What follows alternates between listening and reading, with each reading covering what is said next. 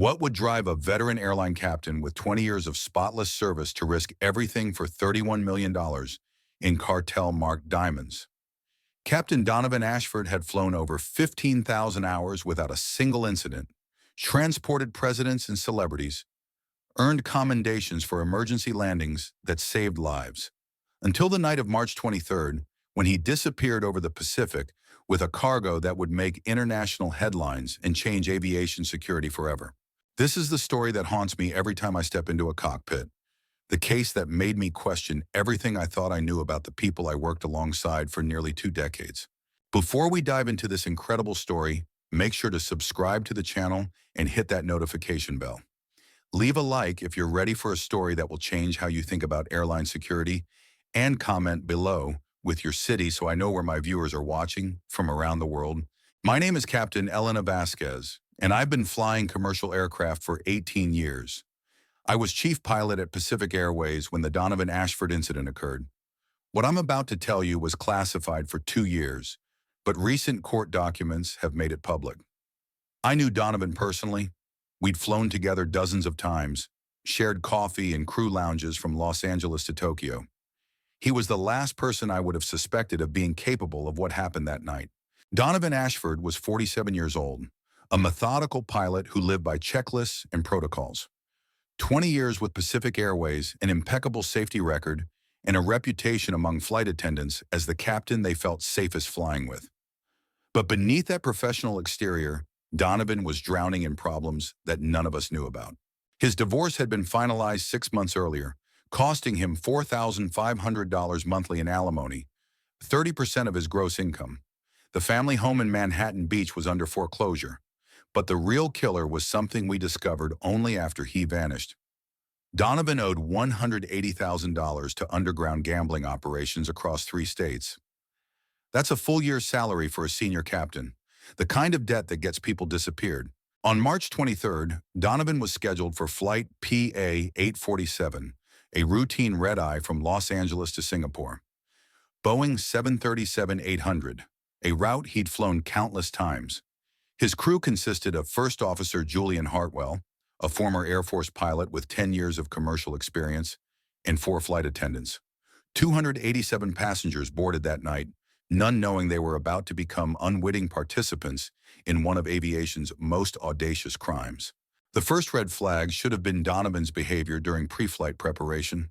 He arrived 3 hours early, highly unusual for any pilot, but especially for someone as punctual as Donovan, who typically arrived exactly 90 minutes before departure.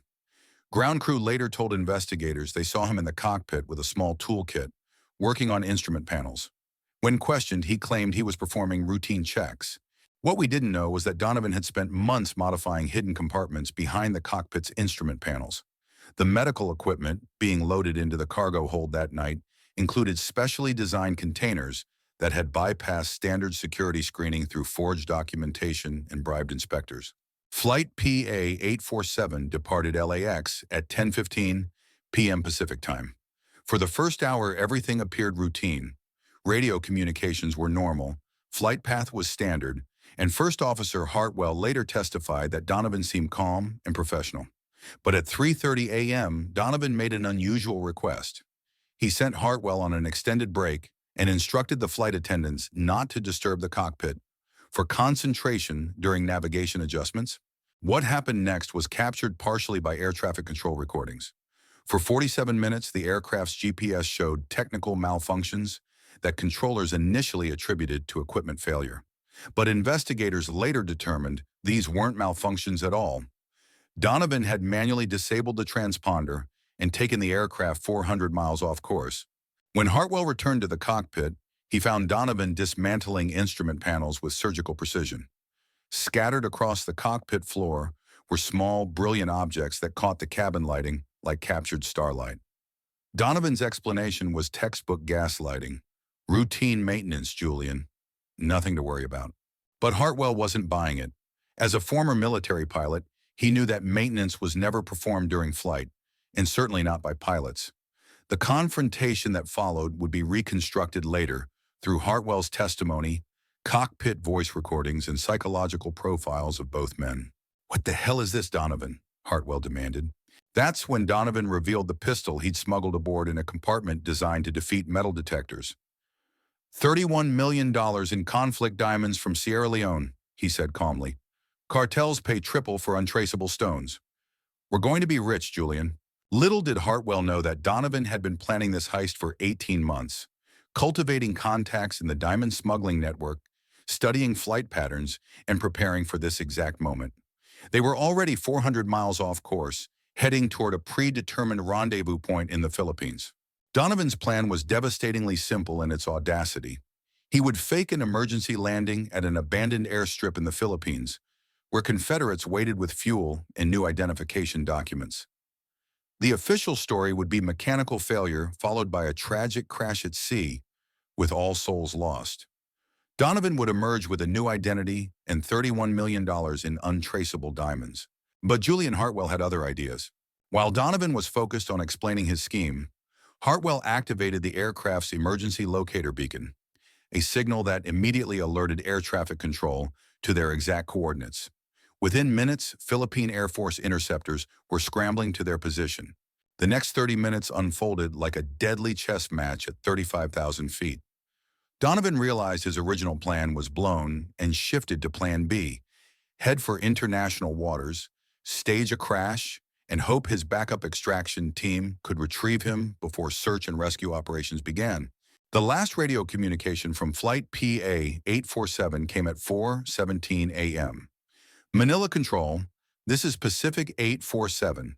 We are experiencing catastrophic engine failure and beginning emergency descent. Our position is static.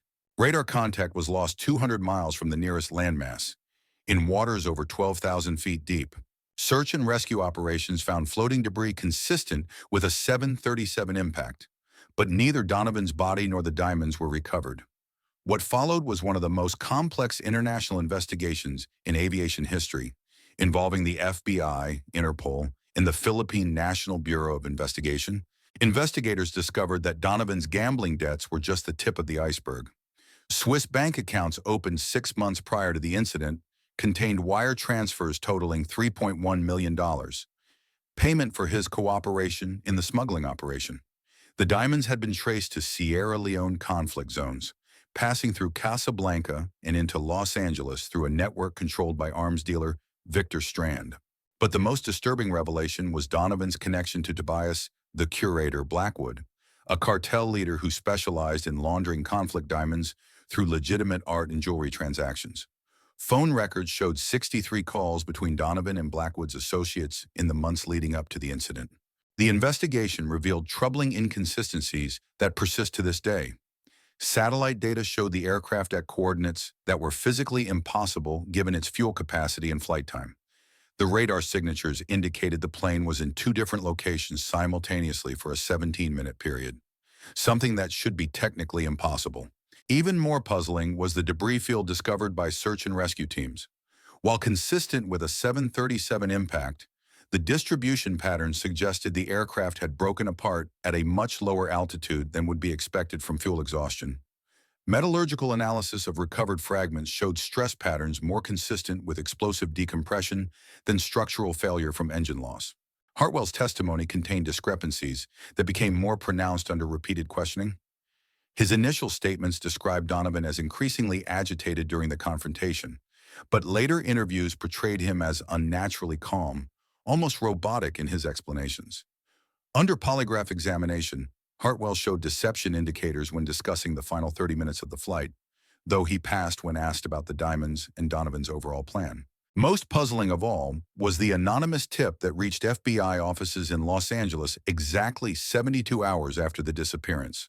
The caller provided detailed information about the flight's true cargo, the diamond smuggling network, and even specific serial numbers of the missing stones. This information hadn't been released to the public, and only a handful of investigators had access to the complete manifests. The voice analysis conducted by FBI laboratories proved inconclusive. The caller used sophisticated voice modulation technology that made gender, age, and accent impossible to determine. But linguistic analysis suggested someone with extensive knowledge of both aviation procedures and international diamond trading. Expertise that few people possess in combination, The official investigation concluded that Donovan Ashford died when Flight PA-847 crashed due to fuel exhaustion, taking the diamonds with him to the ocean floor. His wife collected $2 million in life insurance, and the case was closed. But many investigators privately believe a different story. This theory suggests that Donovan successfully staged the crash, was picked up by accomplices in a high-speed boat, and is living under a new identity somewhere in South America. Recent developments support this possibility. Unconfirmed sightings in Paraguay, suspicious account activity in the Cayman Islands, and the arrest of Tobias Blackwood, who has steadfastly refused to discuss Donovan Ashford despite offers of reduced sentencing. The incident forced sweeping changes in aviation security that transformed how airlines operate worldwide.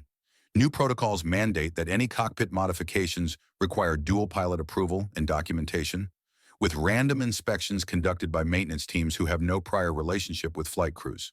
Psychological evaluations, previously conducted annually, now occur every 6 months for all flight crew, with specialized screening for pilots showing signs of financial distress. Enhanced cargo screening procedures were implemented specifically because of lessons learned from Donovan's case. All medical equipment shipments now require verification from both the sending and receiving institutions, with serial numbers tracked through an international database. The humanitarian relief exemption that allowed Donovan's diamonds to bypass standard screening was eliminated entirely. Perhaps most significantly, airlines now maintain real-time financial monitoring of all flight crew members. Credit reports, bank account activity, and legal proceedings are tracked through a confidential system designed to identify pilots who might be vulnerable to coercion or desperate enough to compromise flight safety. It's a level of surveillance that would have been unthinkable before the Flight PA-847, but became necessary after investigators realized how many warning signs had been missed. An international database now shares information between airlines, government agencies, and security services, tracking pilots who change employers frequently, request unusual routes, or display behavioral changes that might indicate external pressures. The system has already prevented 3 suspected smuggling attempts and identified dozens of pilots who needed intervention for gambling addiction or financial distress. Just last month, Interpol received reports of a man matching Donovan's description in a São Paulo hotel, paying for an extended stay with uncut diamonds. The lead went cold when investigators arrived, but hotel security footage showed someone with Donovan's distinctive gait and mannerisms. Julian Hartwell now flies cargo planes for a freight company in Alaska. He's refused every interview request and changed his phone number twice to avoid journalists. The last time I spoke with him, he said only this: "Some secrets are better left buried in the ocean." Blackwood remains in federal prison, serving consecutive life sentences for arms trafficking and murder. Despite numerous plea offers, he maintains that he's never heard of Donovan Ashford or Flight PA-847, but intelligence sources suggest his organization continues to operate under new leadership, possibly with access to the missing diamonds. Just last month, Interpol received reports of a man matching Donovan's description in a São Paulo hotel, paying for an extended stay with uncut diamonds. The lead went cold when investigators arrived, but hotel security footage showed someone with Donovan's distinctive gait and mannerisms. Julian Hartwell now flies cargo planes for a freight company in Alaska. He's refused every interview request and changed his phone number twice to avoid journalists. The last time I spoke with him, he said only this: "Some secrets are better left buried in the ocean." Blackwood remains in federal prison, serving consecutive life sentences for arms trafficking and murder. Despite numerous plea offers, he maintains that he's never heard of Donovan Ashford or Flight PA-847. But intelligence sources suggest his organization continues to operate under new leadership, possibly with access to the missing diamonds. What really happened to Captain Donovan Ashford? Did he die in the crash, taking $31 million in blood diamonds to a watery grave? Or is he sipping cocktails on a beach somewhere, having pulled off the perfect crime? The evidence supports both theories and neither. Like the best mysteries, this one reveals as much about the investigators as it does about the crime itself. We want to believe that justice prevails, that elaborate schemes ultimately fail, that good people don't become criminals. But sometimes the truth is more complicated than our need for closure. What do you think happened to Captain Ashford? Did he die in the crash, or is he living on a beach somewhere with $31 million in blood diamonds? Leave your theories in the comments below, and let me know if you want to hear more stories from inside the aviation industry. The truth is often stranger than fiction, and in this business, you never know who you can trust. One thing I know for certain, every time I walk through an airport, every time I see pilots in uniform walking confidently toward their gates, I wonder what secrets they're carrying. Because if 20 years of exemplary service couldn't predict what Donovan Ashford was capable of, then perhaps none of us truly know the people we work alongside every day. The diamonds were never recovered. The truth was never fully revealed. And somewhere, whether 6 miles beneath the Pacific or in a villa overlooking the Caribbean, the ghost of Flight PA 847 continues to haunt everyone who knew that perfect crimes sometimes really are perfect.